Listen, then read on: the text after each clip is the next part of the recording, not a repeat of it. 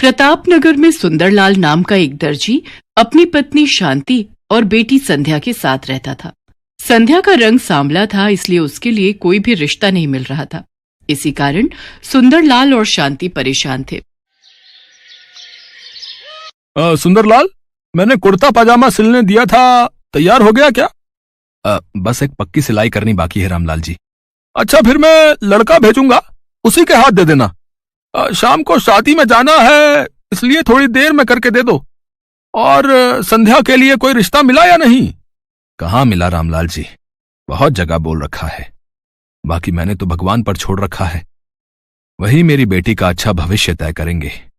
बात तो ठीक है, पर तुम्हारी बेटी का रंग सांवला है। इतनी आसानी से लड़के सांवले रंग रूप की लड़की के लिए मानते नहीं हैं।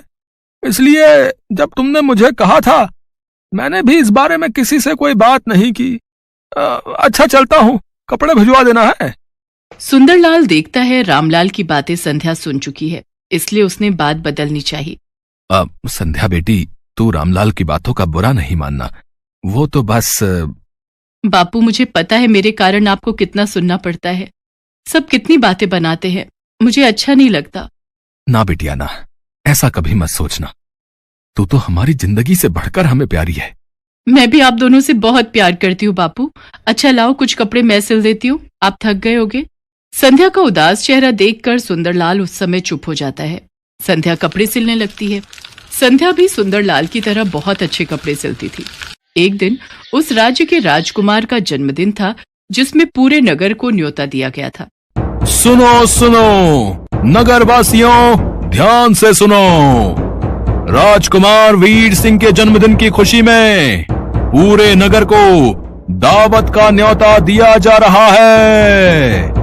राजा भानु प्रताप सिंह और रानी सुनंदा अपने बेटे वीर सिंह का 25वां जन्मदिन धूमधाम से मना रहे हैं। अरे वाह, राजकुमार वीर सिंह के जन्मदिन की दावत सचमुच देखने वाली होगी। मैं तो बहुत सुंदर तैयार होकर जाऊंगी। मैं भी। पर हम राजकुमार को क्या उपहार देंगे? ऐसे खाली हाथ जाना तो अच्छा नहीं लगेगा। अरे हम क्या देंगे, हमारे माँ बापू भी तो जा रहे हैं, वही देंगे, हम क्यों चिंता करें। पूरे नगर के लोग राजकुमार के जन्मदिन में जाने की तैयारी कर रहे थे। सुनो जी, मैं सोच रही थी, हम दोनों तो जन्मदिन की दावत में जा नहीं रहे। तुम्हारी तबीयत भी ठीक नहीं है, पर किसी ना किसी को तो जाना चाहिए। इसलिए संध्या को उसकी सहेलियों के साथ भेज देते हैं, नहीं तो महाराज और महारानी को बुरा लगेगा। ठीक है, ये बात सही रहेगी संध्या बिटिया। तू राजकुमार वीर प्रताप जी के जन्मदिन की दावत के लिए चली जाना। ठीक है, आप चिंता मत करो, मैं रेखा और सुनैना के साथ चली जाऊंगी। संध्या राजकुमार के जन्मदिन के लिए जाने के लिए तैयार तो हो गई, पर वो यही सोच रही थी कि आखिर वो राजकुमार के लिए उपहार में क्या ले जाए। तभी उसके दिमाग में एक तरकीब आई। राजकुमार के जन्मदिन के लिए एक सुंदर सी पोशाक तैयार करके ले जाती हूँ, उनको पसंद आएगी। संध्या राजकुमार के लिए बहुत ही सुंदर पोशाक तैयार करती है और सबके साथ राजमहल पहुँचती है। बहुत संख्या में लोग जन्मदिन की दावत में पहुंचे थे। उन सबके बीच संध्या घबरा रही थी। राजकुमार को तो इतने ढेरों उपहार मिल रहे हैं, इतने सारे उपहार में मेरे द्वारा सिली हुई मामूली सी पोशाक क्या राजकुमार को पसंद आएगी? राजकुमार को अपने हाथ से देने की हिम्मत तो मेरे में है नहीं, चुपचाप उनके कक्ष में रख देती हूँ। संध्या पोशाक को राजकुमार के कक्ष में रखकर घर आ जाती है। संध्या बिटिया, तू राजकुमार से बिना मिले ही आ गई।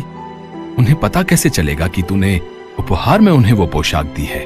कोई बात नहीं बापू, वैसे भी अब तक राजकुमार इतने सारे उपहारों के बीच मेरी दी हुई पोशाक भूल भी चुके होंगे।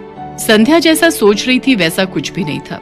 राजकुमार जब कमरे में पहुंचा तो उसने वो पोशाक वहां रखी देखी। अरे, ये उपहार मुझे किसने दिया है? ये तो बहुत सुंदर पोशाक है, अद्भुत। मुझे जहां तक याद है सबने मुझे उपहार दिए। मैंने सबका चेहरा देखा, पर यह उपहार तो मेरे हाथ में किसी ने नहीं दिया। कैसे पता चलेगा कि यह उपहार किसने दिया है? और मेरे हाथों में दिए बिना ही यहां मेरे कक्ष में रख दिया। राजकुमार महाराज, महारानी, सेनापति, दास दासी सबसे पूछता है, पर किसी को भी इस बारे में कुछ नहीं पता था। राजकुमार हैरान रह जाता है कि ऐसा क्यों हुआ। किसी ने अगर इतना सुंदर उपहार देना भी था तो उसको सामने से देता, चोरी छुपे कौन रख गया? राजकुमार वापस अपने कक्ष में आता है, तभी उसकी नजर अपने द्वार पर अटके एक दुपट्टे के टुकड़े पर जाती है। राजकुमार महल की सभी दासियों से दुपट्टे के टुकड़े के बारे में पूछता है, पर किसी भी दासी के पास ऐसा दुपट्टा नहीं था। राजकुमार को यकीन हो जाता है कि ये टुकड़ा यकीनन उसी लड़की के दुपट्टे का है जो उसके कमरे में वो पोशाक रख कर गई है। राजकुमार इस बात का पता लगाने के लिए पूरे नगर में सैनिकों को भेजता है। वो पोशाक किसने दी उसके लिए सब मना कर देते हैं। भाई, हमने तो बहुत महंगा उपहार दिया था। राजकुमार को चांदी की प्याली दी थी, हमने ये उपहार में पोशाक नहीं दी। उस समय सुंदरलाल, उसकी पत्नी और बेटी संध्या जरूरी काम से नगर से बाहर गए हुए थे, इसलिए उनसे पता करना रह जाता है। पर सैनिक ये बात राजकुमार को नहीं बताते। राजकुमार बहुत परेशान था। अब तो उसके पास एक ही रास्ता था, इस दुपट्टे के टुकड़े की असलियत जानने का। माँ, पिताजी, अब मेरे पास एक ही रास्ता है। मैं अपना स्वयंवर रखना चाहता हूँ, ताकि उस स्वयंवर में सभी लड़कियां आए और वही पोशाक पहने जो उन्होंने मेरे जन्मदिन के उत्सव में पहनी थी। मुझे पता चल जाएगा कि यह दुपट्टे का टुकड़ा किसका है, फिर मैं उसी लड़की से विवाह करूंगा। इससे मुझे अपने प्रश्न का उत्तर भी मिल जाएगा। ठीक है पुत्र, अब तुम इस योग्य हो चुके हो कि तुम अपना जीवन साथी चुन सको। जैसी तुम्हारी इच्छा पुत्र, हम आज ही नगर में तुम्हारे स्वयंवर की घोषणा करवा देते हैं। राजकुमार उस दुपट्टे के टुकड़े के बारे में किसी से कुछ नहीं कहता। वो तो चुपचाप उस बारे में जानना चाहता था जिसके दुपट्टे का ये टुकड़ा था। नगर में घोषणा कर दी जाती है और ये बात सुंदरलाल के कानों तक भी पहुंचती है।